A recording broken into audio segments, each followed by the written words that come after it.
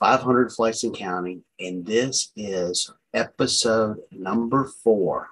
Goodbye, Stumpy. Now, what do we have here for Goodbye, Stumpy? Let's check it out. Well, it's going to be another ground-based day. I didn't take it into the air. It had been now about a couple of weeks since the teardown, and probably a week since the little tello flew off and landed on somebody's roof. So I realized that, in order to take this project a little bit further, I was going to have to just start throwing some things in there. And one of the things I needed to throw in there was I needed to start developing some flight patterns. The big oaks still had to be cut down, and the stumps were remaining. So it was amazing to me to watch that skid steer just running into those stumps and pulling them out of the ground. You know, 100-year-old oak tree.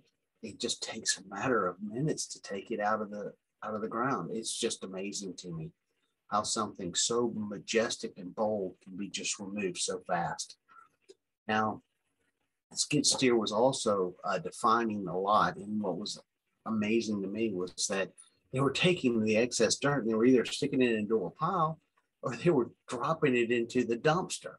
Now, dropping dirt into a dumpster, that seemed like it was crazy to me, but it was an all-day project and they had formed a lot.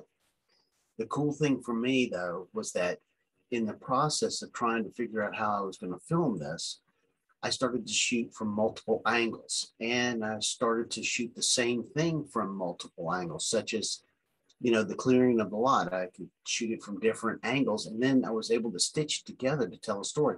And what it was starting to appear to be was that it started to look like that I had multiple cameras going at the same time. And what I started to notice is that the same process could be in its fifth or sixth iteration, but it still looked like the same thing if I stitched it together correctly.